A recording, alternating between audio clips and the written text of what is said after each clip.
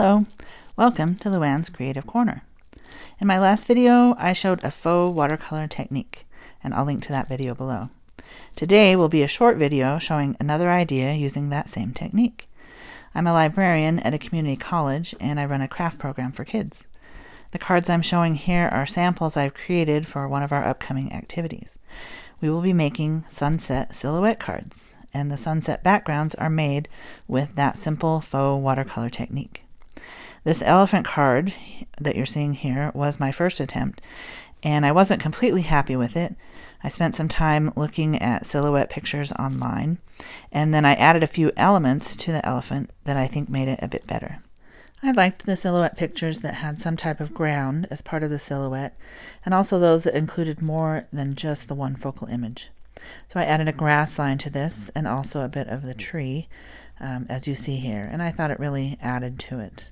To do this technique, you need watercolor paper, and I'm showing the kind that I used here. It's called Canson Cold Press. I cut my pieces to 5.5 by 7.5 inches in order to use them on a 5 by 7 card. You also need some water-based markers. I used Crayola. Also a spray bottle with some water and a way to hold your paper flat while drying. I went a lot simpler on my second and third attempts and used just 3 colors, red and orange and yellow. And I also wanted to include a bit of a sun. So I cut a circle and drew around it with the yellow marker and then colored on the paper where I wanted the sun with the yellow marker, and then covered it with the paper. And the way that I'm holding it down here is a technique that I talked about in my last video but didn't show, so I thought I'd show it here. If you have a metallic surface underneath, you can hold your paper down with magnets while it's drying. It's not quite as good as taping it down all the way around all your edges, but it's a great way to do a lot in a little amount of time, which is what we need to do during our craft program.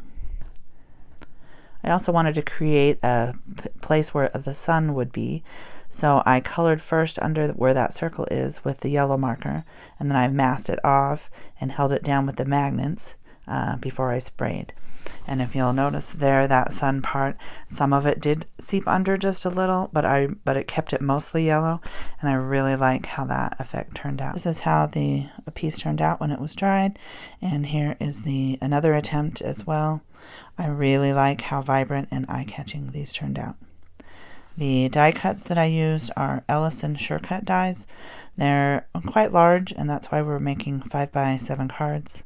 I found it best to use a wet glue to glue these down as opposed to a glue stick, and I used Eileen's tacky glue. I used glue stick on the elephant card, and it was still visible on the cardstock even after it dried, and it looked messy.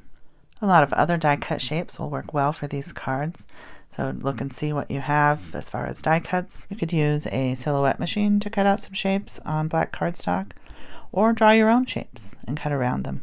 What type of sunset silhouette card would you like to make? Post below in the comments. I would love to know your ideas. Thanks for joining me today at Luann's Creative Corner. If you enjoyed this video, give it a thumbs up and please subscribe. Thanks. Have a great day. Bye.